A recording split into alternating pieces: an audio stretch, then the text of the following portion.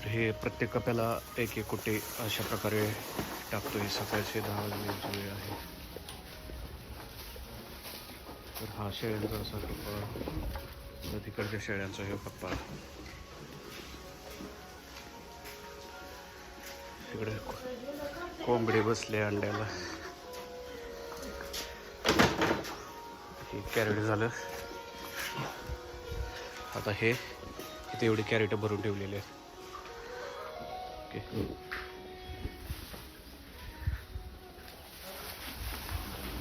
टाकताना एकदम कडच्या साईडने टाकायचं हे, जेणेकरून शेळ्यांच्या तोंडाला असं घ्यायला यावं.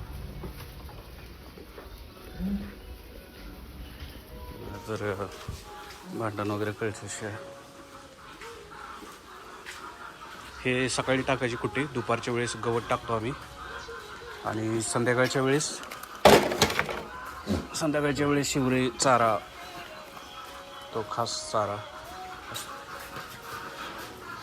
आता ह्या कप्याला हे दुसरं आहे, म्हणजे अगोदरच टाकलं होतं.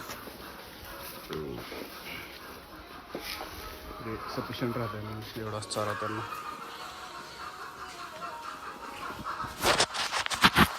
कॅमेरा जरा क्लीन केला, थोडीशी घाण बसली होती त्याच्यावर.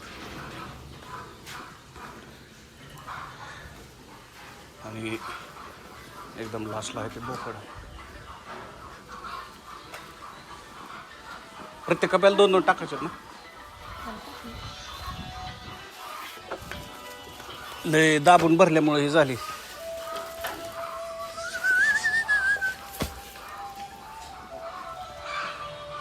इकडे सुका चारा, असे कधी ताजेच करा. चंदर थांब, तिकडे दर लय वज आहे. तर हे काय कॅरेटात लय वज राहते, तर हे घेऊन आम्ही टाकतो.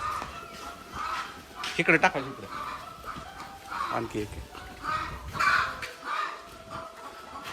तर हे आहेत आमचे भालचंद्र झुंजारे यांच्याकडे शेतीची कोणती पण कामं. तुमचं गव्हर्नमेंटचं आधार कार्डचं, पॅन कार्डचं, शेतीचा कुठला निधी येत नसेल किंवा काय, तर हे आमचे मित्र आहेत.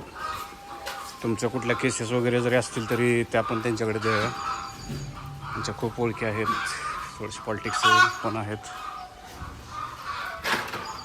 तर थांब पकडतो.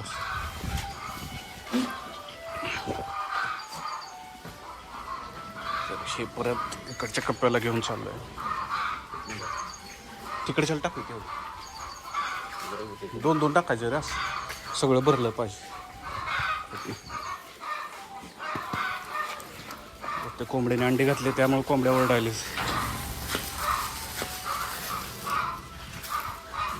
इकडे हे बोकड, ह्याला पण हे टाकलंय. आणि इकडे शिव कप्पा, हे जो आहे तो पिल्लांचा कप्पा आहे, तो जो विकायचा आहे. तर ह्या पिल्लांना ह्या गव्हाण्यामध्ये खायला येत नाही, तर त्यासाठी पलीकडच्या ह्याच्यामध्ये जावं लागेल. पलीकडच्या छोट्या कप्प्यामध्ये जाऊन तिथं चारा टाकावा लागेल.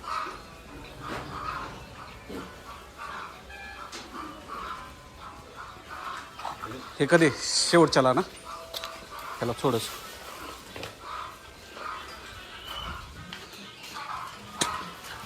तर उन्हाळा आहे त्यामुळे लय धुरळा आहे ते उडतोय. ऊन बिन तर एकदम जोरात आहे. पलीकडे शेतात हिरवी वैरण वगैरे सर्व आहे. तर आता ह्या पिल्लांसाठी कप्पा उघडून आज जावं लागतं. तर इथून हे दार आहे. चंद्र इथं नाही टाकायचे, आतल्या गव्हाणी टाकायचं. इथून अशी एंट्री, आणि इथून इकडं, इथून हे असं टाकायचं. हे जे आहे छोट्या पिल्लांसाठीचं गव्हाण आहे. एवढी छोटी पिल्लं आहेत, हेच परत विक्रीला येतात. नाही झालं ना, म्हणजे तसं एकच पल्ले आणखी असलं तर टाकावं लागतं. लॉक सिस्टीम तेवढे एकदम जोरात करावी लागते. पण लय फुल भरून टाकलेला आहे.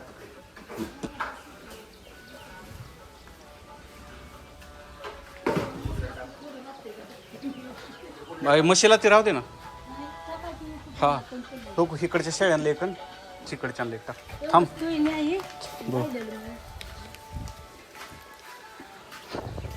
तर आमचे मित्रासमान मित्र चंदर साहेब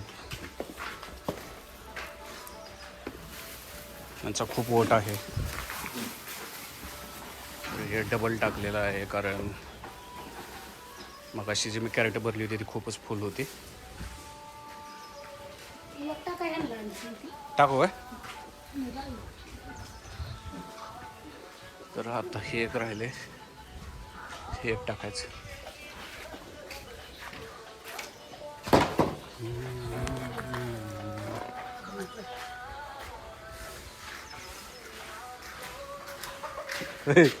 कोंबडीनं अंड घातलेलं आहे.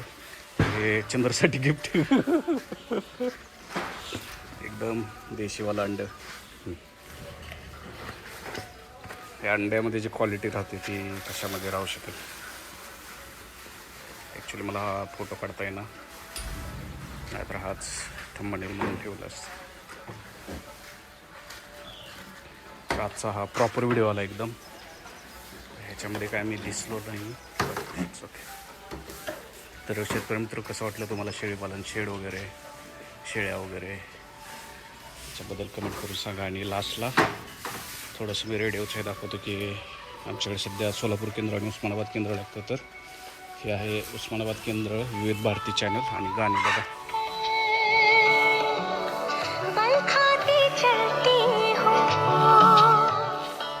हा जो रेडिओ आहे तो एकदम उन्हावर चालतो, त्यामुळे उन्हावर सोलर प्लेट बसतो, त्यामुळे काय टेन्शन. आणि इथला जो आमचा कप्पा आहे हा आहे अंड्याचा कप्पा. तर इथे बघा आमची किती अंडी ठेवतो घरी. तर फ्रीजवर आई जाऊ का यायची काय? बरं बरं मी तयार होतो. तर हे बाहेरनं शेड, इकडे डाळिंबाची बाग वगैरे. तर ऊन लागून नये, डाळिंब ऊन आणि करपू नये म्हणून त्यांनाही झाकलेलं आहे. तर त्याच्या रिलेटेड पण मी माझ्या ग्रुपवर खूप व्हिडिओ टाकलेत. तर तुम्ही चॅनलला बघा, लाईक करा, सबस्क्राईब करा आणि शेअर करा. एवढंच भारी वाटते. तर हे छोट्या म्हशीचे पिल्ले वगैरे आहेत. तर चला, आज मला दुसरीकडे बाहेर जायचं आहे, तर मी परत व्हिडिओ बनवतो. Thank you, bye bye.